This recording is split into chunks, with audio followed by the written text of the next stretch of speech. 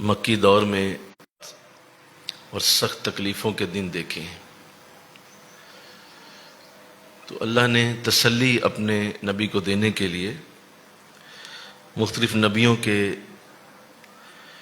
ان خوبصورت قصوں کے ساتھ آپ کے دل کو ایک سکون اور راحت پہنچانے کی کوشش کی گئی ہے۔ انہی نبیوں میں سے ایک نبی کا آج قصہ جو پہلا اس صورت میں موجود ہے، حضرت موسیٰ علیہ السلام کی گفتگو شروع کی جائے گی۔ یہ وہ نبی ہیں جنہیں آقا دو جہاں کی زندگی کے ساتھ سب سے زیادہ مناسبت حاصل ہے، اور جتنے بھی نبی دنیا میں آئے حضرت موسیٰ علیہ السلام کی زندگی اور حضور کی زندگی میں بہت ساری چیزیں ایک جیسی ہیں، لہذا اس لیے آپ کی زندگی کو بار بار مختلف جگہوں پہ قرآن نے بیان کیا ہے۔ اور ایسا اس لیے کیا گیا کیونکہ آپ کی چونکہ زندگی زیادہ حضور کے ساتھ میچ کرتی ہے، آپ نے بھی ہجرت کی، حضور نے بھی ہجرت کی، آپ کو بھی اپنے شہر سے بے دخل کر دیا گیا اور آپ کو اپنا ملک چھوڑنا پڑا، حضور کو بھی اپنے شہر سے جانا پڑا، آپ کے ساتھ بھی ظلم و ستم روا رکھا گیا، حضور کے ساتھ بھی ایسے ہی انداز ہوئے، آپ کو بھی ایک ظالم اور جابر شخص کا سامنا کرنا پڑا، حضور علیہ السلام کو بھی بہت سارے ظالم اور جابر لوگوں کا سامنا کرنا پڑا۔ تو یوں ایک بڑی خوبصورت وہ ترتیب بنتی ہے جو آپ کی زندگی کے ساتھ ملتی ہے، اس لیے حضرت موسیٰ علیہ السلام کو بار بار قرآن میں کوٹ کیا گیا ہے۔ جو یہاں گفتگو کی گئی اس میں بڑی تفصیل کے ساتھ بات کی گئی ہے، اور ان واقعات کو جو آپ کی زندگی میں بڑے خاص ہیں انہیں پیش کیا گیا ہے۔ یہ گفتگو آیت نمبر 10 سے شروع ہو کے یہ تقریباً جو ہے وہ آیت نمبر 70 تک جاتی ہے، اور یوں ایک بڑی تفصیل سے گفتگو حضرت موسیٰ علیہ السلام کی زندگی پہ کی گئی، اور اس کے پیچھے مقصد یہی ہے کہ حضور علیہ السلام کو اور آپ کے تمام صحابہ کو یہ تسلی دی جائے کہ آپ اگر آج یہ دین کی دعوت دے رہے ہیں اور دین کا کوئی بھی کام آپ کر رہے ہیں تو یہ مشکلات آنا، پریشانیاں آنا، دکھ آنا، یہ پارٹ آف لائف ہے، یہ چلتا رہے گا، اور بڑے بڑے آپ سے پہلے آنے والے نبیوں کو بھی اسی طرح کے حالات سے گزر کے وہ لوگ کامیاب ہوئے ہیں۔ تو یہ یقیناً حضور کے لیے تو تسلی تھی ہی تھی، اس میں کوئی شک نہیں ہے کہ آپ کے لیے بہت بڑی تسلی کے الفاظ ہوں گے یہ، لیکن میرا نبی تو ویسے ہی صبر پہاڑوں جیسا رکھتا تھا۔ یہ اصل میں میرے اور آپ کے لیے آیتیں اتاری گئیں اور صحابہ کے لیے اتاری گئیں جو حضور کے ساتھ جڑے تھے، اور چونکہ ان کے ذہنوں میں اس طرح کا کوئی معاملہ تھا ہی نہیں، تو لہذا ان کے لیے یہ آیتیں اتاری گئیں کہ صحابہ اسے سنیں، اور جب وہ اسے سنیں تو پھر ان کے دلوں کو تسلی ہو، اور پھر ان کے ذریعے سے قیامت تک کے آنے والے ہر انسان تک یہ آیتیں پہنچیں، اور جب بھی کسی بھی جگہ نیکی کا پیغام دے رہا ہو اور اچھا مقصد لے کے چل رہا ہو، تو اگر رستے میں رکاوٹ، پریشانی، دکھ آئے تو وہ شخص قرآن کی ان آیتوں سے اپنے آپ کو ڈھارس دے، تسلی دے کہ اس طرح کے انداز قرآن میں اللہ نے پہلے لکھے ہیں۔ تو آئیے اسے شروع کرتے ہیں۔ یہ بہت ہی خوبصورت ترتیب ہے اور اس میں بہت ساری سیکھنے کی باتیں ہیں۔ ظاہر ہے اللہ اپنے نبی کو کوئی بات سنائے گا تو کیسی اعلیٰ سنائے گا، ظاہر ہے وہ یہ کوئی ایسی بات تو نہیں ہوگی کہ بچوں کو جیسے آپ سنانے کے لیے کوئی کہانی سنا رہے ہوتے ہیں رات کو، تو یہ وہ تو نہیں نا ہے، یہ تو ایک بہت سمجھنے والی چیزیں، اور اس کے اندر بڑی ہی چھپی ہوئی راز کی باتیں جنہیں ہم نے خود کھوجنا ہے، ڈھونڈنا ہے، سیکھنا ہے کہ قرآن کس طرح یہ آیت اتار رہا ہے اور اس کے پیچھے کیا مقصد۔ آئیے بسم اللہ الرحمن الرحیم۔ وَإِذْ نَادَى رَبُّكَ مُوسَىٰ أَنِ ائْتِ الْقَوْمَ الظَّالِمِينَ قَوْمَ فِرْعَوْنَ أَلَا يَتَّقُونَ قَالَ رَبِّ إِنِّي أَخَافُ أَن يُكَذِّبُونِ وَيَضِيقُ صَدْرِي وَلَا يَنطِقُ لِسَانِي فَأَرْسِلْ إِلَىٰ هَارُونَ وَلَهُمْ عَلَيَّ ذَنْبٌ فَأَخَافُ أَنْ يَقْتُلُونَ قَالَ كَلَّا فَاذْهَبَا بِآيَاتِنَا إِنَّ مَعَكُمْ مُسْتَمِعُونَ فَاتِيَا فِرْعَوْنَ فَقُولَا إِنَّ رَسُولُ رَبِّ الْعَالَمِينَ أَنْ أَرْسِلْ مَعَنَا بَنِي إِسْرَائِيلَ قَالَ أَلَمْ نُرَبِّكَ فِينَا وَلِيدًا وَلَبِثْتَ فِينَا مِنْ عُمْرِكَ سِنِينَ۔ یوں یہ گفتگو آگے چلتی ہے اور میں ساتھ ساتھ عرض کرتا جاؤں گا، آپ اسے سمجھنے کی سعادت حاصل کریں انشاءاللہ کہہ دیجئے۔ اور یاد کرو جب تمہارے رب نے موسیٰ کو آواز دی کہ اے موسیٰ جاؤ ظالم لوگوں کے پاس، یعنی قوم فرعون کے پاس، وہ قہر الہی سے نہیں ڈرتے۔ تو اللہ فرما رہا ہے کہ اے نبی جاؤ سن لو مجھ سے۔ اور موسیٰ علیہ السلام کا یہ قصہ کہ ہم نے موسیٰ سے یہ کہا کہ جاؤ فرعون کی طرف، اذهب الی فرعون، کیونکہ یہ مجھ سے ڈرتے نہیں ہیں، میرے غضب سے نہیں ڈرتے ہیں، تو اب وقت آ گیا ہے کہ آپ جا کے انہیں میری توحید کا پیغام دیں۔ تو یہاں واضح کیا جا رہا ہے کہ یہ ظالم قوم تھی، اور حضرت موسیٰ علیہ السلام سے پہلے جو ظلم کیا گیا، اور جب اسے علم ہوا کہ میرے اس ملک میں ایک بچہ پیدا ہوگا جو میری ہی سلطنت کا تختہ الٹ دے گا، تو اس بدبخت نے یہ حکم دے دیا کہ جتنے بھی ماؤں کے حمل ہیں وہ گرا دیے جائیں، اور جتنے بچے پیدا ہو رہے ہیں ان سب کو قتل کر دیا جائے۔ تو یوں تقریباً 50,000 بچے قتل کیے گئے اور کئی ہزار ماؤں کے حمل گرا دیے گئے۔ تو ایک بہت بڑا ظلم ہے جو تاریخ میں آج بھی لکھا ہے کہ اس بدبخت نے کیا، صرف اپنے اقتدار کے لیے، اپنی شان و شوکت کو ہمیشہ قائم رکھنے کا جو انداز اور اندر نیت تھی اس کے لیے۔ تو اللہ نے اسے ظالم قوم کہا۔ یہ بدبخت لوگ ہیں اور جنہوں نے اپنے اقتدار کے لیے اتنا بڑا میرے بندوں پہ ظلم کر کے روا رکھا ہوا تھا، اور پھر اس نے بنی اسرائیل کو غلام بنا کے رکھا، اور بنی اسرائیل کے لوگوں کے ساتھ اتنی سخت مشقت کا کام لیتا کہ جس کی کوئی انتہا اور کوئی اس کی نظیر نہیں ملتی۔ اگر آپ میں سے کوئی مصر میں جو احرام مصر ہے، جو 7 وہ تکون جیسی شکل کی آپ کو نظر آتی ہیں تاریخ کے اندر، جنہیں عجائبات عالم میں بھی شمار کیا جاتا ہے، اگر آپ کبھی جا کے اس کو دیکھیں تو وہ ایک ایک پتھر جو ہے وہ اس ایک ایک حال جتنا ہے۔ وہ ایک ایک پتھر کیسے اٹھا کے رکھا گیا اور وہ کس طرح اٹھا کے اتنی اونچی بلندی تک پہنچایا گیا، وہ ان بنی اسرائیل کے لوگوں کے ساتھ ظلم کیا گیا، اور ان کو اٹھا کے وہ پتھر وہ بیچارے کس طرح سے اٹھا کے رکھتے ہوں گے، اور وہ کتنی بلندی تک وہ پتھر اٹھائے گئے ہیں، انسان اس کی کیفیت کا اندازہ نہیں لگا سکتا۔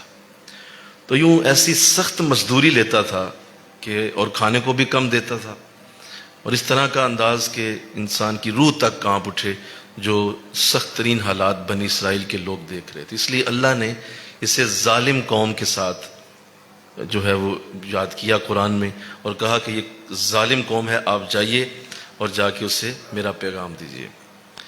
تو اب موسیٰ علیہ السلام کا جواب سنیے۔ قال ربی انی اخاف ان یکذبون، کہا مجھے کچھ مسئلے ہیں، پہلے میرے مسئلے حل کیجیے۔ آپ چاہتے ہیں کہ میں آپ کے دین کی تبلیغ کروں، تو یہ میرا پہلے مطالبہ ہے، اس مطالبے کو پورا کیجیے۔ یہ موسیٰ علیہ السلام کی شان بھی ہے، کیونکہ آپ اللہ کے بڑے ہی لاڈلے نبی ہیں، اور بڑا لاڈ کیا اللہ نے آپ سے، اور آپ سے کلام بھی فرمایا، اور پھر آپ کی ہر بات پہ اللہ اس طرح سر تسلیم جس طرح خم ہو جاتا ہے کہ ٹھیک ہے جیسے آپ کہتے ہیں ویسے ہی کر دیتے ہیں، تو بڑا لاڈ فرمایا۔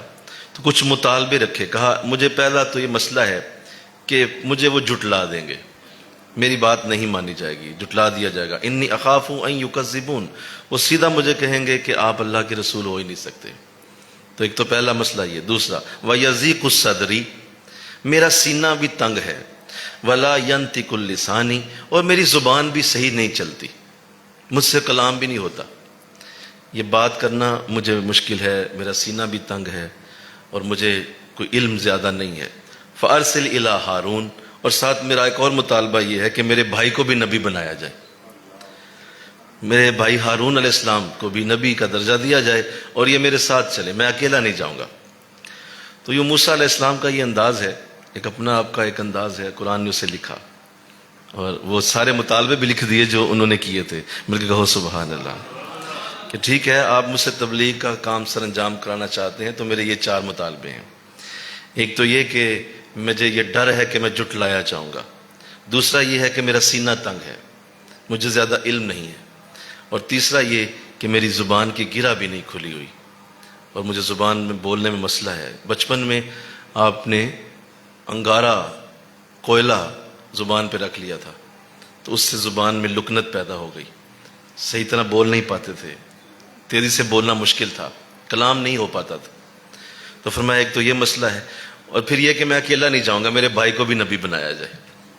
تو یہ 4 مطالبے کیے، تو آگے سنیے، وَلَهُمْ عَلَيَّ ذَنْبٌ فَأَخَافُ أَنْ يَقْتُلُونَ، اور ایک اور بھی مجھے بہت بڑا مسئلہ ہے، اور وہ یہ ہے کہ میرے ذمے ان کے ایک بندے کا قتل بھی ہے، ایک بندے کو ان کے میں نے قتل کر دیا تھا، اور اس کے لیے بھی میں ڈرتا ہوں کہ وہ مجھ سے اس کا بدلہ لیں گے اور کہیں گے کہ یہ آ گیا ہے، اب اسے پکڑ لو کیونکہ اس نے ہمارا ایک بندہ جو ہے وہ مارا ہوا ہے۔ تو وہ ایک واقعہ پیش آیا تھا کہ آپ کے کسی جو ہے وہ بھائی کو، ظاہر ہے آپ کے قومی بھائی تھے وہ بنی اسرائیل والے، تو ان کو وہ قبطی جو ہے وہ برا بھلا کہہ رہا تھا، تو آپ نے اسے منع کیا، آپ نے کہا نہیں یہ انصاف پہ بات نہیں ہے جو تم کر رہے ہو، یہ زیادتی ہے، لیکن وہ باز نہ آیا، وہ بار بار بدتمیزی کرے، تو آپ نے صرف اسے منع کرنے کے لیے اسے مکہ دے مارا۔ اب وہ مکہ اس لیے مارا گیا تھا کہ یہ ذرا خاموش ہو جائے، لیکن چونکہ آپ نبی ہیں، قوت اتنی زیادہ تھی مکے میں کہ وہ مکے کو برداشت نہ کر سکا، وہیں مر گیا۔ اور یوں قتل کا ایک انداز جو بنا کہ آپ کی وجہ سے ایک شخص کی جان چلی گئی، تو آپ اس کا ذکر کر رہے ہیں کہ مجھے اس کا بھی ڈر ہے۔ اللہ، تو ایک طرف تو یہ موسیٰ علیہ السلام کی باتیں آپ نے پڑھی، اب آئیے ذرا جان عالم صلی اللہ علیہ وسلم کی دربار میں، حضور کی بارگاہ میں آ جائیں ذرا۔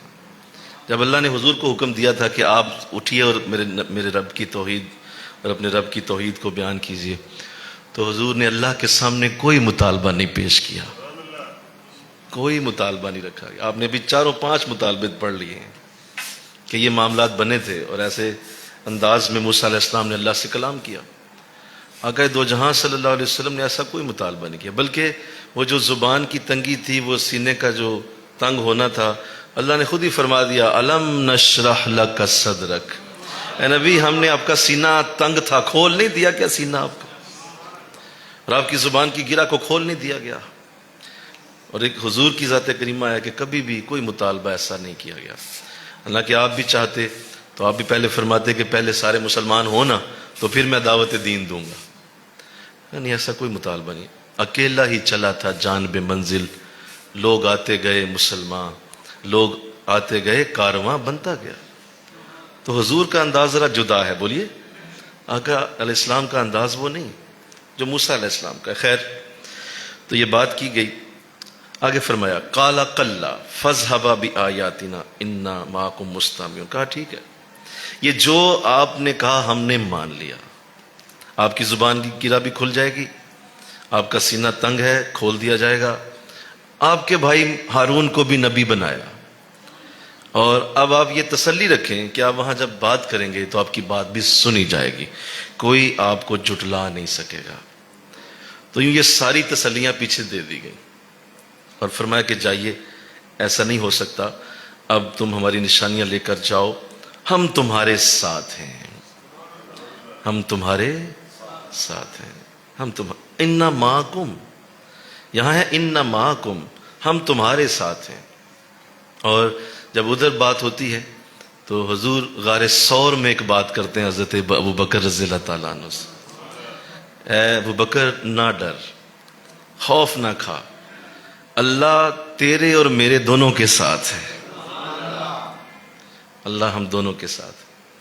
تو یہاں اللہ اپنے نبی سے خود کہہ رہا ہے کہ ہم تمہارے ساتھ ہیں، آپ جائیے اور جا کے بات کیجیے۔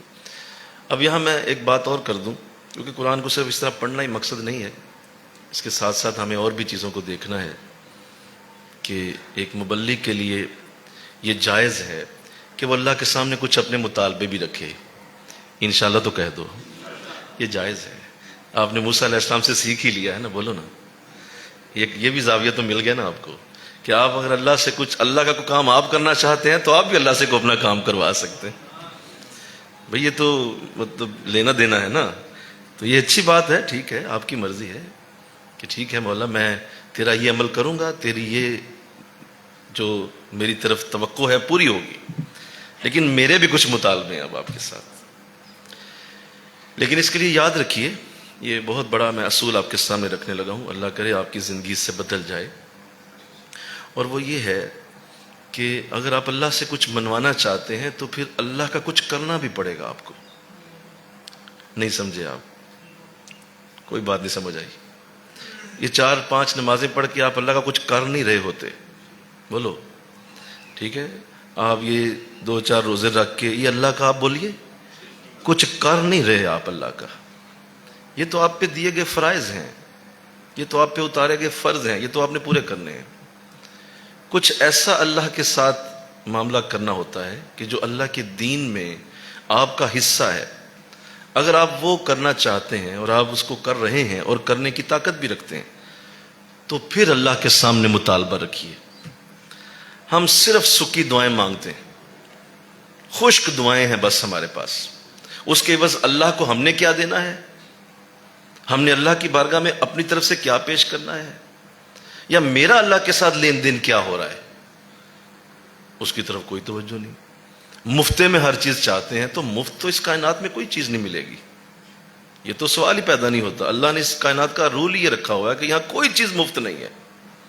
آپ کا ایک سانس بھی جو آپ کو دیا گیا ہے آپ کی زندگی کے عوض جا رہا ہے. زندگی واپس جا رہی ہے، سانس دیا جا رہا ہے. زندگی واپس ہو رہی ہے، سانس دیا جا رہا ہے. تو یہ لین دین ہے، یہ ہمیشہ رہے گا. اس اصول کو یاد رکھیے، انشاءاللہ کہیے. آپ اللہ سے کچھ منوانا چاہتے ہیں تو اللہ کا کچھ کرنا سیکھیے. کہیے کہ میں فلاں مسجد میں جو ہے وہ یہ خوبصورت عمل وہاں جا کے اس مسجد کے کسی کام میں لگا دوں گا، مولا میری یہ آرزو پوری کر دے. کہیے کہ فلاں جو ہے وہ بچی کی شادی میں میرا حصہ پڑ جائے گا، مولا تیرا بندہ ہے، ضرورت مند ہے، میں پیش کروں گا، میرا یہ کام کر دیجئے. کہیے کہ میں جو ہے وہ فلاں جگہ جا کے یہ نیکی کا عمل کرنا چاہتا ہوں، درس قرآن تیرا دینا چاہتا ہوں اور تیرے قرآن کے درس کو میں ضرور وہاں جا کے دوں گا، یہ تیرے دین کا کام کرنے جا رہا ہوں، میرا فلاں کام آپ کیجئے. تو جب آپ اللہ کو کچھ دے ہی نہیں رہے تو مانگتے کیا ہیں آپ؟ یہ جو ہم دعا سمجھ کے مانگ رہے ہوتے ہیں، سنیں بات میری، یہ جو ہم دعا سمجھ کے مانگ رہے ہوتے ہیں نا اور کہہ رہے ہوتے ہیں کہ ہم دعا کرتے ہیں اللہ سے، تو وہ تو اللہ ویسی رحم کر کے آپ کو دے رہا ہوتا ہے. وہ آپ کی دعا کا اثر تھوڑی ہوتا ہے. وہ تو ویسی رحم کر دیتا ہے کہ اچھا میرے بندے نے کہہ دیا تو جاؤ لے جاؤ یار. لیکن جو اللہ سے لینے کا طریقہ ہے وہ کچھ اور ہے. مل کے کہو سبحان اللہ. وہ کچھ اور طریقہ ہے جو موسیٰ علیہ السلام نے کیا ہے. یہ بہت بڑی خوبصورت آپ تعلیم دے گئے ہیں ہمیں. گو یہ جو بہت بڑے معاملات میں لوگ ہوتے ہیں، آقا دو جہاں صلی اللہ علیہ وسلم کا تو آپ تو اولو العزم نبیوں کے بھی سردار ہیں، تو آپ تو بہت بڑے درجے پہ ہیں. تو کوئی مطالبہ آپ نے اللہ سے کبھی نہیں کیا تھا، بلکہ آپ پوری سیرت رسول اٹھا کے دیکھیں، حضور نے کبھی اپنی زندگی میں اپنی ذات کے لیے اللہ سے کچھ بھی نہیں مانگا. مطلب کچھ بھی نہیں مانگا، کبھی بھی اپنی ذات کے لیے کچھ نہیں کہا. اپنی امت کے لیے مانگا، جب مانگا اپنی امت کے لیے، دین کے لیے مانگا. یہاں تک کہ وہ کتنی پیاری دعا ہے جو حضرت عمر رضی اللہ تعالیٰ عنہ کے لیے کی گئی ہے. اور جب آپ کے لیے وہ لفظ حضور کی زبان سے نکلے تھے، وہ کتنے خوبصورت لفظ ہیں، ذرا غور تو کریں. اے اللہ، اگر تو اسلام کی عزت چاہتا ہے تو عمر کو اسلام کی توفیق عطا فرما دے. یہ نہیں کہا کہ مجھے دے دے، کہا اسلام کی اگر تو عزت چاہتا ہے، اسلام کو بڑھتا دیکھنا چاہتا ہے، اسلام کو اونچا جانا دیکھنا چاہتا ہے تو اسلام کو عمر دے دے. تو وہاں بھی اسلام کو پہلے رکھا، اپنی ذات کے لیے کب مانگا ہے. تو یہ بہت بڑا اصول ہے جو اس کے پیچھے چھپایا گیا ہے. 4 مطالبے رکھے ہیں فرعون کے پاس جانے سے پہلے. یہ ہے حضرت موسیٰ کی خوبصورت تعلیم جو ہمارے لیے کہ اگر آپ بھی ایسا کرنا چاہتے ہیں تو اللہ سے کچھ منوانا سیکھیے. اور فوراً آگے سے جواب آیا، کہا ٹھیک ہے، چاروں قبول ہیں. اور بلکہ آگے آپ نے پھر دعا بھی اللہ نے سکھائی، کہا مانگیے مجھ سے اور یوں کہیے، رب اشرح لی صدری ویسر لی امری واحلل عقدۃ من لسانی یفقہوا قولی. کہا یہ پورا یہ ذرا بولیے، دعا کیجئے میرے ساتھ اور مجھے کہیے میں آپ کا رب ہوں، مجھے یہ چاروں باتیں آپ کی زبان سے مل جائیں تو میں دے دوں گا سب کچھ آپ۔ تو آپ نے یہ دعا فرمائی ہے۔ آگے فرمایا فآتیا فرعون فقولا انا رسول رب العالمین، اور جائیے اور فرعون کے ساتھ بات کیجئے اور اس سے بتائیے کہ ہم رب العالمین کے رسول ہیں، ہم دونوں تمہارے پاس آئے۔ تو ایک بہت بڑا مشن تھا جسے لے کے یہ دونوں بھائی پھر چلے۔ بولو یہ وقت کے حاکم کے ساتھ ملاقات ہونے لگی ہے، اور یہ کوئی گلی محلے کا کاؤنسلر نہیں تھا جس کے پاس رسول جا رہے تھے، یہ اس وقت کا شہنشاہ تھا، اور ایسا شہنشاہ جس نے خود خدائی کا دعویٰ کیا ہوا تھا، اور وہ خود کہتا انا ربکم الاعلی، میں تم سب کا رب ہوں، اعلیٰ رب ہوں۔ تو یہ بہت بڑا مشن تھا جہاں دونوں بھائی جا رہے تھے۔ تو پیچھے تسلیاں دی جا رہی ہیں کہ تمہارا رب تمہارے ساتھ ہے، تسلی سے جائیے اور جا کے سیدھا کہہ دیجئے کہ میں رب العالمین کا رسول ہوں، کوئی دوسری بات نہیں آپ نے کرنی۔ ان ارسل معنا بنی اسرائیل، اور پھر یوں کرنا کہ سیدھا مطالبہ کر دینا کہ بنی اسرائیل کو میرے ساتھ بھیج دو۔ تو حضرت موسیٰ علیہ السلام جب پہنچے دربار میں تو آپ نے جا کے یہی بات کہی، اور جا کے آپ نے یہ عرض اس طرح سے پیش کی، اللہ کی طرف سے چونکہ یہ عرض تھی تو آپ نے پیش کر دی کہ میں رسول ہوں۔ تو اس نے پھر ظاہر ہے وہ ایک بڑا زیرک انسان تھا، جب بھی کوئی بادشاہ بنتا ہے تو یوں ہی تو نہیں بن جاتا، اس کے پیچھے بہت ساری اس کی خوبیاں بھی ہوتی ہیں۔ یقیناً یہ بدبخت لوگ تھے دنیا میں، جتنے بھی یہ 4-5 جن کے نام لیے جاتے ہیں، جن میں فرعون ہے، نمرود ہے، جن میں شداد ہے، جن میں ابو جہل ہے، یہ بڑے بڑے بدبخت لوگ ہیں، اور جہنم کے سب سے بڑے درجوں میں نہیں ڈالا جائے گا۔ لیکن آپ کبھی ان کی زندگیاں کھول کے دیکھیں تو یہ بڑے سمجھدار بھی تھے، یہ بڑے ہی اعلیٰ ذوق کے بھی مالک تھے، اور ان کے اندر کچھ خوبیاں بھی تو تھیں۔ بادشاہت جس کو ملتی ہے، بادشاہ اچھے لوگ بھی تو ہوتے ہیں۔ تو یہ بڑا سمجھدار آدمی تھا، اسے پتہ چل گیا کہ یہ معاملہ کیا ہے اور اب یہ رسول بن کے آیا ہے۔ تو حضرت موسیٰ علیہ السلام کو اس نے پہلا سوال یہ کر دیا کہ آپ نے جو یہ کہا ہے کہ آپ رب العالمین کے رسول ہیں، تو آپ کا رب العالمین ہے کیا؟ پہلے تو مجھے اس کی تعریف تو بتائیں نا، وہ ہے کیا، وہ کون ہے، اور اس کے بارے میں مجھے بتائیں کہ آپ جس کو رب کہہ رہے ہیں وہ ہے کیا۔ تو حضرت موسیٰ علیہ السلام نے بڑی خوبصورت پھر جواب دیا، اور کیا خوبصورت آپ نے جملہ بولا ہے، اور آپ نے ارشاد فرمایا کہ وہ میرا رب وہ ہے، رب السماوات والارض وما بینہما، میرا رب وہ ہے جو آسمان اور زمین کا مالک ہے اور جو کچھ اس کے درمیان ہے وہ اس کا بھی مالک ہے۔ ذرا مل کے سبحان اللہ بولیے۔ یہ نبی کی زبان سے لفظ نکلے اور اللہ کو اتنے پسند آئے کہ اسے قرآن کا حصہ بنا دے۔ اللہ کو اپنی تعریف بڑی پسند ہے، اور اس کو اپنی تعریف کرنے والا بھی بڑا پسند ہے۔ وہ اپنی تعریف کو بڑا اس کا دل کرتا ہے کہ میرا بندہ میری تعریف کرے، یہ اس کے لیے خوبی ہے۔ اور اس نے اپنی سورہ فاتحہ کا آغاز بھی اسی سے کیا، الحمدللہ، ساری تعریفیں اللہ کے لیے۔ تو وہ تعریف اتنی اچھی تھی کہ قرآن میں لکھ دی، ان کنتم موقنین، ہاں اگر تم یقین کرتے ہو تو پھر ہے۔ یہ پہلی تعریف کی۔ اب اس سے ظاہر اس کا کوئی جواب نہیں تھا کہ زمین و آسمان کے درمیان ہے، جو کچھ ان سب کا وہ رب ہے۔ تو دوسرا جملہ بول دیا، کہا کہ اچھا یہ بتاؤ کہ مزید بتاؤ اپنے رب کے بارے میں۔ کہا رب المشرق والمغرب وما بینہما، اچھا اگر تمہیں آسمان و زمین کی سمجھ نہیں آئی تو سنو، میرا رب مشرق اور مغرب کا بھی مالک ہے، اور جو کچھ اس کے درمیان ہے وہ اس کا بھی مالک ہے۔ ان کنتم تعقلون، تمہیں کیا عقل نہیں آ رہی میری بات سن کے؟ یا مکالمہ ہو رہا ہے بادشاہ کے درمیان اور حضرت موسیٰ کے درمیان بات ہو رہی ہے۔ اللہ، اب چونکہ یہ دونوں ہی باتیں لاجواب تھیں، جس کا کوئی جواب نہیں تھا، تو اب دوسرا انداز اختیار کیا اس نے۔ اسے سمجھ آ گئی کہ اب یہ میرے سارے درباری بھی اس کی بات سن رہے ہیں، اور یہ سارے لوگ جو اس کے ساتھ آئے ہیں وہ بھی کھڑے ہیں، اور پورا دربار سن رہا ہے، لگتا ہے کہ میرے ہاتھ سے میرا ملک جانے لگا ہے۔ تو اس نے ساتھ ہی پھر کہہ دیا کہ اچھا تو وہی ہے نا جو میرے محل میں پلا ہے، تو جانتا ہے کہ تجھے میں اپنے محل میں ہی پال چکا ہوں۔ کیونکہ حضرت موسیٰ علیہ السلام کو کیا خوبصورت انداز دیا گیا، وہ جو 50,000 بچے قتل کیے جا رہے تھے، آپ کی والدہ نے آپ کے قتل کے ڈر سے پانی میں ڈال دیا، اور وہ پانی آپ کو آپ کے اس صندوق کو بہاتا ہوا حضرت موسیٰ کے، حضرت فرعون کے محل کے اندر لے گیا۔ حضرت موسیٰ علیہ السلام وہیں پلے ہیں، اس کے محل کے اندر پلے، اور حضرت آسیہ نے پھر آپ کو پالا ہے۔ تو اس نے اسی کے ریفرنس اسے کہا دیکھو آج تم رسول بن کے آ گئے، تو کل کا بچہ تھا، میرے ہی گھر میں پلا ہے، اور آج میری ہی حکومت کے اوپر اور میرے ہی سامنے کھڑا ہونا یہ کیسے روا ہو گیا۔ اور دوسری بات بھی اس نے کر دی، اس نے کہا جی جو آپ نے ہمارا ایک بندہ مارا ہوا ہے اس کا کیا کرنا ہے؟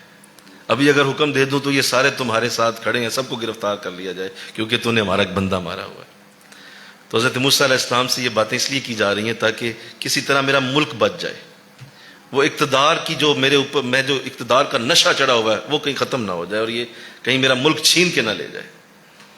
تو اب دیکھیے حضرت موسیٰ علیہ السلام نے کیا خوبصورت گفتگو، قرآن نے اسے سارا لکھا ہوا ہے، یہ ساری گفتگو قرآن میں موجود ہے۔ حضرت موسیٰ علیہ السلام نے کوئی آگے سے اس پہ ایسا جملہ نہیں کہا کہ جو یہ کہا جائے کہ نہیں یہ جھوٹ ہے، یہ فلاں ہے، ایسا کچھ نہیں کہا ہاں میں مانتا ہوں تیرے گھر میں پلا ہوں، اس میں کوئی شک نہیں ہے، تیری روٹیاں کھا کے جوان ہوا ہوں، تیرے گھر میں ہی میں نے کھانا کھایا، پانی پیا، بڑا ہوا، لیکن یہ یاد رکھ اس کا مطلب یہ ہرگز نہیں ہے کہ میرا رب تیرے آگے اس عمل کی وجہ سے میں اپنے رب کو چھوڑ کے تو تیرا ساتھ دوں گا، میں اپنے رب کا ہی ساتھ دوں گا، پھر بھی یہ تیرا عمل تیرا تھا، لیکن یاد رکھ یہ جو میرے ساتھ ایسا ہوا کہ تیرے گھر میں ہی پلا، یہ میرے رب کا بہت حسین معجزہ ہے کہ جس کو تو قتل کرانا چاہتا تھا وہی تیرے گھر میں اللہ نے پال دیا۔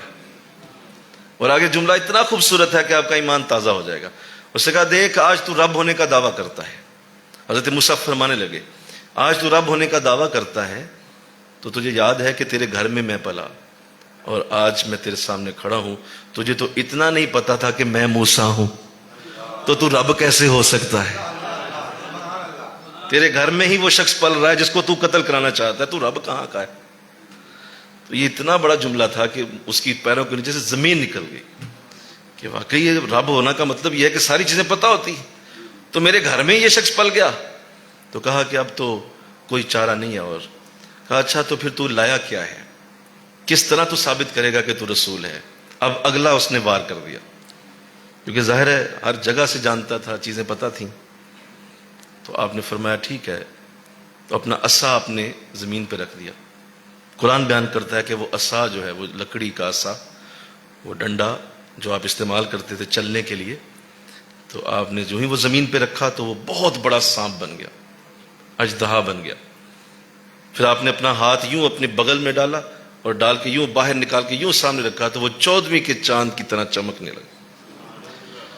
اب یہ دو آپ نے معجزے دکھا دیے، اور مفسر نے یہاں ایک بڑا اچھا جملہ لکھا ہے، کہا وہ جو ڈنڈا ڈالا وہ تو نظر آیا، اللہ نے اس کو بدل دیا، حالانکہ وہ لکڑی تھی، اور لکڑی کبھی بھی یا تو آگ بن سکتی ہے، اس کے سوا لکڑی کچھ اور بن نہیں سکتی، اس کو آگ لگاؤ گے تو وہ بس راکھ ہو جائے گی، اس کے سوا لکڑی بدل نہیں سکتی، اس کو سانپ بنانا یہ اللہ ہی کا کام تھا، اس میں کوئی شک نہیں۔ اور دوسرا بہت اچھا جملہ بولا، کہا کہ جو ہاتھ بغل میں ڈال کے نکالا وہ لطیفہ قلب کا نور تھا، کیونکہ سلسلہ نقشبند میں بغل میں لطیفہ قلب ہوتا ہے، کہتے ہیں کہ وہ لطیفہ قلب کا نور تھا، آپ کے دل کا نور تھا کہ ہلکا سے اس کے ساتھ جوڑا اور وہ نور 14ویں کے چاند کی طرح نظر آنے لگا، جو نبی کے دل کا نور تھا وہ ہاتھ میں ٹرانسفر ہو اللہ۔ تو اب یہ دو معجزے جب دکھا دیے تو اب وہ اس پہ بھی لاجواب ہے، تو قرآن کہتا ہے کہ آگے پھر اس نے اب خاموشی اختیار کر لی، بات کوئی نہ کی۔ تیسرا بھی آپ نے جواب دیا، سنیے جو میں عرض کر رہا ہوں کہ ایک مبلغ کو ایسا ہی کرنا چاہیے، جو اس نے کہا تھا کہ آپ نے قتل کیا ہے اور آپ نے ہمارا ایک بندہ مارا ہوا ہے، اس کا بھی ہم نے آپ سے پورا حساب لینا ہے، تو آپ نے اس پہ بھی بات کی۔ آپ نے کہا دیکھیں وہ معاملہ ایسا تھا کہ وہ سہون قتل نہیں تھا، وہ خطاً ہوا، وہ غلطی سے ہو گیا، میں نے تو صرف اس سے منع کرنے کے لیے ایسا کیا تھا، اور میری نیت اسے قتل کرنے کی بولیے نہیں تھی، ایسا ہرگز نہیں تھا، تو میرے رب نے چونکہ مجھے معاف کر کے اب نبی بنا دیا ہے، لہذا میری وہ خطا معاف ہو چکی، اس لیے اس خطا کا اب ذکر کوئی نہ کرے، وہ ختم ہو گیا معاملہ۔ اور دوسرا میں عرض کر رہا ہوں کہ واقعی مجھ سے ہوا ہے، لیکن میری وہ اپنی غلطی نہیں تھی، یعنی اس پہ آپ اڑے نہیں ہیں، اس پہ آپ نے کوئی ایسی بات نہیں کی ہے کہ نہیں خبردار نبی کو ایسی بات کرنا منع ہے، ایسا نہیں کہا، بلکہ اسے مانا ہے آپ نے، اور اسے مان کے اس کے بعد پھر اس کی وجہ بیان کی ہے کہ ایسا ہوا تھا۔ اب یہ ساری باتیں ہو چکی، وہ خاموش ہوا تو اس کے درباری بولے، بات بہت سننے والی ہے، غور سے۔ اس کے درباری بولے، انہوں نے کہا کہ لگتا ہے کہ ہمارا بادشاہ اس وقت خطرے میں آ گیا ہے۔ اور وہ بھی ظاہر درباری تھے اور انہیں بھی پتا تھا کہ ہماری شان و شوکت ہے اور ہمارا ایک ملک ہے، اور یہ مزے اور یہ عیاشیاں یہ ساری اسی وجہ سے ہیں کہ ہم سب اس ملک میں ان بنی اسرائیل کے اوپر جو ہم حکومت کر رہے ہیں، اسی وجہ سے ہماری عیاشیاں چلتی ہیں۔ تو لہذا انہیں بھی سمجھ آ گئی کہ اب معاملہ آگے چلا گیا۔ انہوں نے کہا دیکھیں آپ ذرا رکیں، ان کو ذرا ٹھہرا لیں اور پورے ملک سے جادوگر جمع کر لیتے ہیں، اور یہ جو بھی انہوں نے اپنے جادو دکھائے ہیں ہم بھی اپنے جادوگروں کو لے آتے ہیں، اور پھر فیصلہ پانی کا پانی اور دودھ کا دودھ ہوگا۔ اس کو بڑی تجویز پسند آئی، اس نے کہا ٹھیک ہے ایسا کر لیں۔ اب سارے جادوگروں کو دعوت دی گئی پورے ملک سے، اور وہ جادو کا دور تھا، بڑے بڑے جادوگر پائے جاتے تھے۔ ان میں سے جو استاد جادوگر تھے انہیں بلایا گیا۔ سنیے، استادوں کو، شاگردوں کو نہیں، انہیں بلا کے دربار میں۔ اب پورا چونکہ مصر میں یہ بات مشہور ہو چکی تھی، اور جگہ جگہ سے چاروں طرف سے لوگ کھچے ہوئے چلے آئے، اور ایک بہت بڑے میدان میں یہ مقابلہ سجا۔ حضرت موسیٰ تشریف لے آئے اور جادوگر بھی آ گئے، فرعون بھی اپنی پورے لاؤ لشکر کے ساتھ، پورے کر و فر کے ساتھ وہ بھی آ گیا، اور مقابلہ شروع ہونے لگا۔ تو حضرت موسیٰ نے ایک مطالبہ پھر کر دیا، کہا دیکھو بات یہ ہے کہ اس کے بعد تمہیں کلمہ پڑھنا پڑے گا۔ اگر اب یہ معاملہ آگے چلا تو کلمے کے سوا گزارا نہیں ہے، اور اگر نہ ہوا تو تمہارا ملک، اللہ کی رحمت میرے ساتھ ہے، میں تمہیں ابھی بتا رہا ہوں تم بچ نہیں پاؤ گے۔ تو یہ پہلا مطالبہ ہے، کیا تم مانو گے اس بات کو؟ تو اس نے صاف کہا، اس نے کہا ٹھیک ہے اگر تم نے ہرا دیا تو میں مان جاؤں گا۔ اب جادوگر جو ہے جب وہ مقابلہ شروع ہونے لگا تو تھوڑی دیر کے لیے روک دیا گیا۔ کہا کیا کیوں روکا گیا؟ کہا اس لیے روکا گیا ہے کہ موسیٰ علیہ السلام اور جادوگروں کا لباس جدا جدا ہے۔ حالانکہ جب جادوگروں میں مقابلے وہاں ہوتے تھے تو ان کا یہ اصول ہوتا تھا کہ دونوں کے کپڑے ایک جیسے ہوتے ہیں، ایک جیسا پروٹوکول ہے، ایک جیسا یونیفارم ہوتا ہے۔ تو جادوگروں نے تو پہن لیا ہے جو ہم نے انہیں پہنانا تھا، موسیٰ علیہ السلام نہیں پہن رہے۔ تو جب بات کی گئی کہ آپ بھی لباس اتار کے وہی پہن لیں جو ہمارا جادوگروں کا یونیفارم ہے، تو آپ نے انکار کر دیا۔ آپ نے کہا یہ میرا اصول نہیں، نبی جس لباس میں رہتا ہے اسی لباس میں آتا ہے، ہم اس لباس اتارنے والے نہیں ہیں۔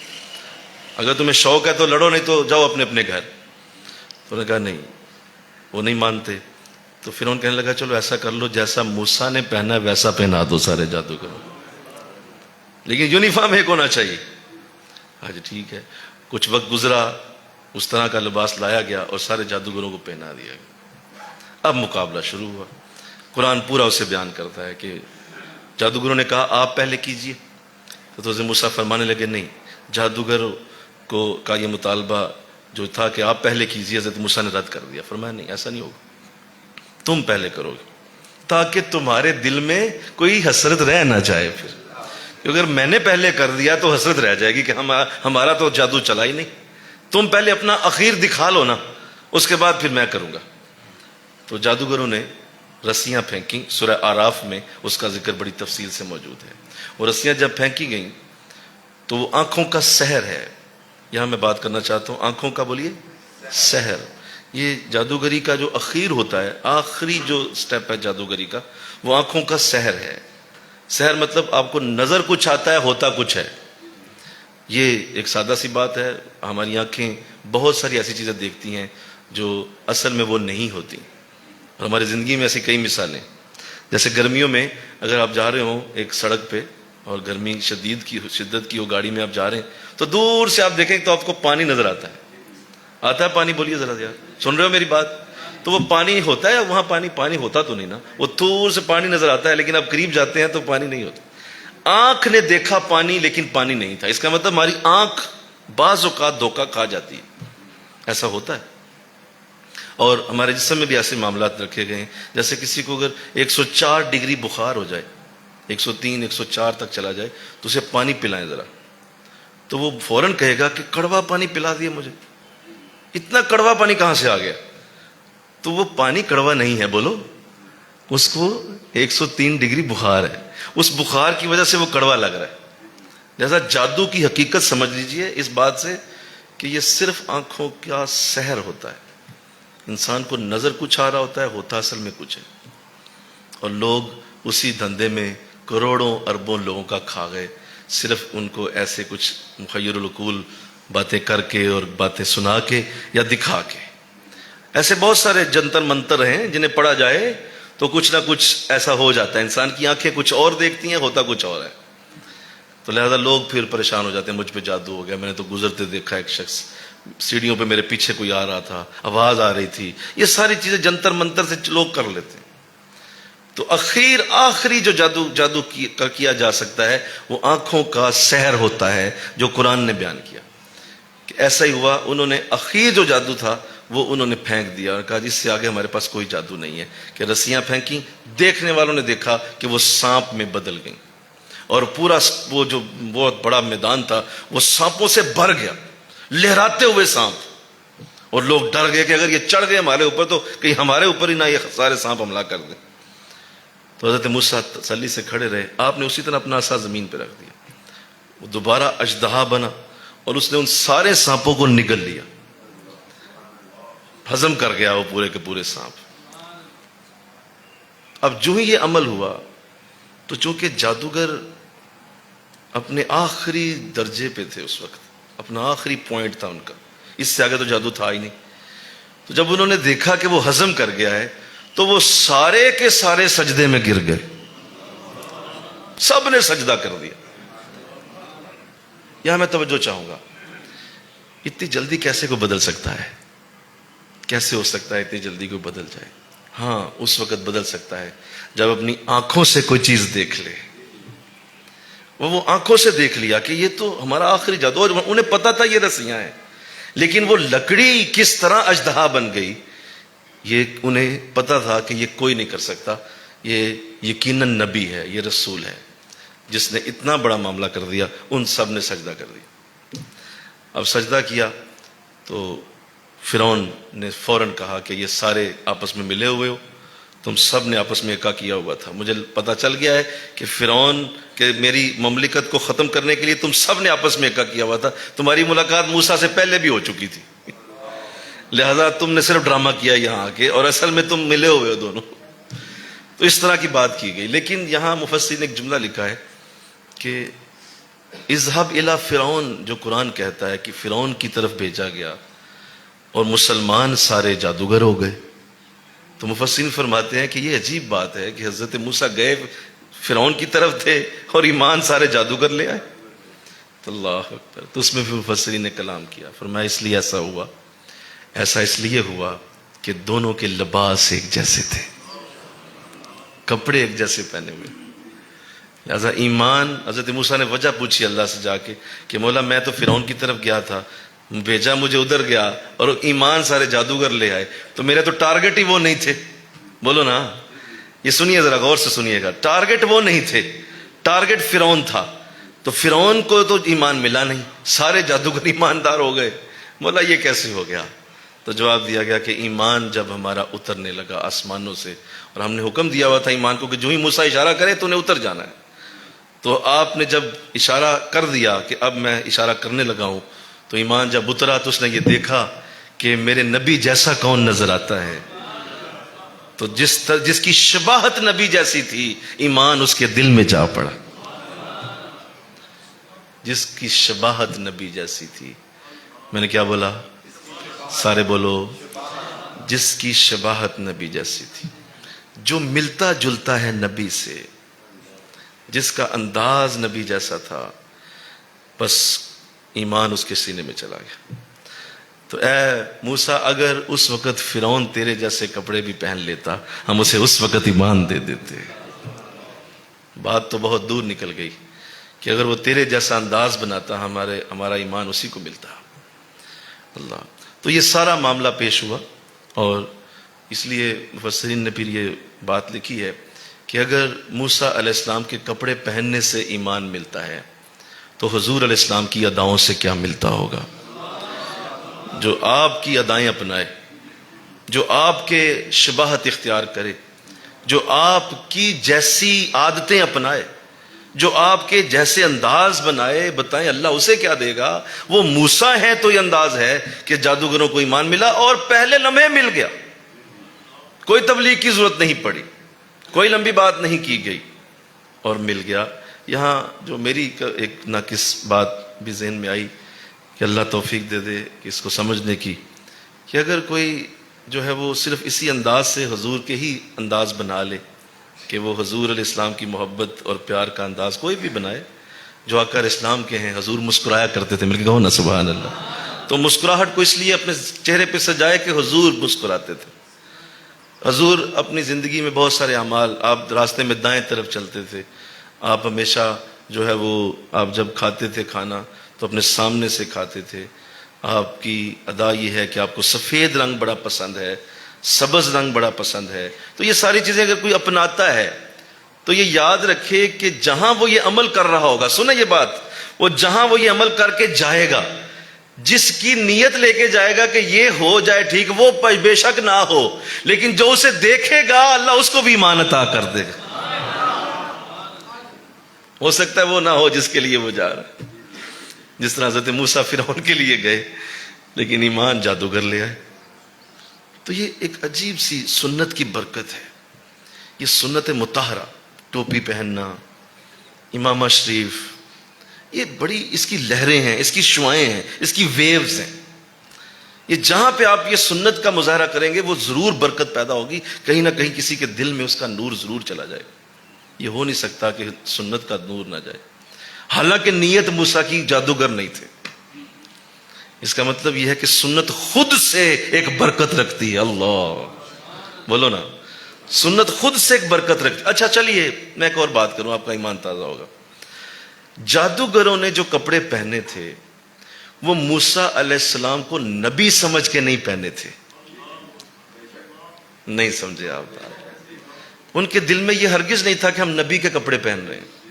وہ تو ایک مقابلے کا ایک وہ انداز تھا. ابھی دل میں یہ نہیں ہے کہ نبی جیسے کپڑے پہننے ہیں تو ایمان مل گیا. اگر کوئی سنت داڑھی رکھتا ہے کہ حضور کی سنت ہے تو بتاؤ کہاں تک بات جاتی ہے؟ بولو نا یار.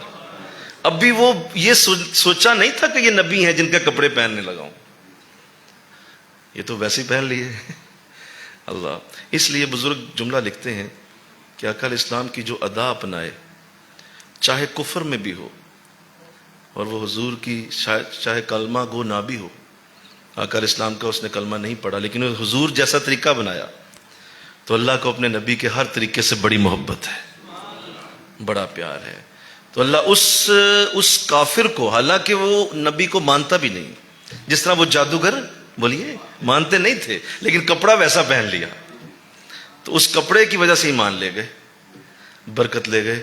تو کہا ایسی اگر کوئی حضور کی ادا اپنائے، وہ چاہے کفر میں ہی کیوں نہ ہو، اللہ اس کو بھی برکت ضرور دے دے گا. قیامت کے دن اسے نور ملے گا. اسے پوچھا جائے گا کہ یہ تو نے اگر کہا تھا میرے نبی کا انداز اپنایا تھا تو لے لے اس کی برکت آج لے لے. اور اس کا رنگ یہی ہوگا. میرا ایمان یہ کہتا ہے کہ اللہ اسے بھی کلمہ پڑھنے کی توفیق عطا فرمائے. یہ سعادت ہے اس کے لیے. تو اس لیے سنت رسول کو ہلکا نہ لینا کبھی، انشاءاللہ کہو، کسی صورت بھی اس کو ہلکا نہ لے جانا. یہ خوشبو لگانا، یہ اس طرح کے انداز جو عقائد و جہاں کی سیرت سے ہیں اور حضور کی اپنی زندگی کے ہیں، وہ بڑا اس کا نور ہے، برکت ہے. جیسے آخری بات کر رہا ہوں، جیسے ایک ماں ہے، اسے اگر یہ کہہ دیا جائے کہ تیرے بیٹے کی تصویر کو اگر ہم آگ میں جلانا چاہتے ہیں تو کیا تو ہمیں اس کی اجازت دیتی ہے؟ تو وہ کہے گی نہیں، میں کیوں اجازت دوں، میرا بیٹا ہے، اس کی تصویر آگ میں کیوں جلے؟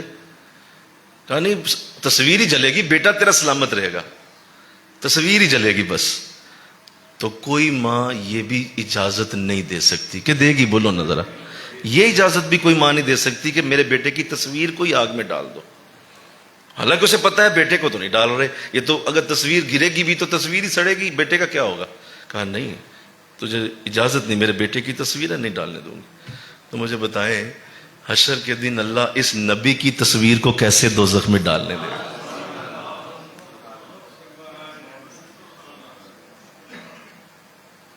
یہ اب آپ پہ چھوڑتا ہوں. یہ نبی کی تصویر ہے نا، بولو نا بھائی. یہ نبی جیسی تو نہیں ہے، بولو، لیکن تصویر تو نہیں کی ہے. تو اللہ اس تصویر کو کیسے دوزخ میں ڈالے گا، وہ جو 70 ماؤں سے زیادہ پیار کرتا؟ کیسے ہو سکتا ہے؟ اس نے میرے نبی جیسی تصویر ہی بنا لی. تو اس لیے سنت کو ہلکا نہیں لینا کبھی زندگی میں. اس کو یہ نہ سمجھ کے سوچ لینا کہ یہ کوئی ہلکی سی چیز ہے. یہ بہت بڑی چیز ہے کہ وہ دربار جہاں پتہ. اچھا آگے دیکھیے، میں ایک بات کر کے اس کا جو اس پہ میں ختم کروں گا، کیونکہ آگے اور بھی واقعہ مکمل ہے، وہ میں اگلے جمعے عرض کر دوں گا. جو ایمان جب لے آئے تو اس بدبخت نے فوراً کہا، اس نے کہا ٹھیک ہے، اگر تم ان کا کلمہ پڑھنے لگے ہو، تمہارے دائیں ہاتھ اور بایاں پاؤں اور دایاں پاؤں اور دایاں ہاتھ یہ سارا کاٹتا ہوں اور تم سب کو سولی پہ لٹکا دوں گا. ابھی کہ ابھی یہ عمل ہوگا، باز آ جاؤ اس کا کلمہ پڑھنے سے. لیکن کیا ادا تھی جادوگروں کی یار، کیسا ایسا ایمان اندر گیا کہ فوراً قرآن کہتا ہے، انہوں نے کہا کہ اگر تو یہ سزا دیتا ہے ہمیں قبول ہے، لیکن ہم اس رب پہ ایمان لائے جو موسیٰ اور ہارون کا رب ہے. تو قبول ہے، دے دے ہمیں تو. اور اتنا مضبوط ایمان، اتنا مضمون. ابھی کوئی تبلیغ نہیں سنی، ابھی کوئی بات نہیں سنی، ابھی کوئی موسیٰ کی صحبت نہیں لی، کوئی بیٹھے نہیں، اور مضبوطی اتنی ہے کہ ٹھیک ہے تو دے دے، موت دے دے، لیکن موسیٰ اور ہارون کے رب کو نہیں چھوڑیں گے. اتنا مضبوط ایمان. اور ہمارے سامنے کئی چیزیں ہوتی، کئی چیزیں ہمارے سامنے اللہ ہمارے سامنے دکھا رہا ہوتا ہے، ایمانوں میں وہ مضبوطی رہی نہیں. آج وہ ایمان نہیں رہا، وہ جو ایمان جو اس وقت جادوگروں کے پاس تھا کہ وہ اس قدر بڑا ہو گیا کہ اسی وقت کہا کہ موت دے دے، قبول ہے. لیکن موسیٰ کو چھوڑنے والے نہیں ہم. اللہ تو اللہ نے یہاں تک، میں آج اس بات کو رکھتا ہوں اس لیے یہاں تک بیان کر دیا کہ اے صحابہ اگر تمہیں بھی کل موقع ملے تو نبی پہ اسی طرح جان نثار کرنا انشاءاللہ. تو کہو ذرا کہ اے صحابہ جب تمہیں موقع ملے نا تو یہی کرنا میرے نبی کے ساتھ. سنایا نبی کو جا رہا تھا لیکن بتایا صحابہ کو جا رہا تھا. سنا نبی کو رہا ہے لیکن بتا صحابہ کو رہا. تو اللہ یہاں تک سمجھنے کی ہمیں توفیق دے. انشاءاللہ اس موضوع کو اگلے جمعے میں بھی جاری رکھا جائے گا. وما علینا الا البلاغ. سنتے ادا فرمائیں.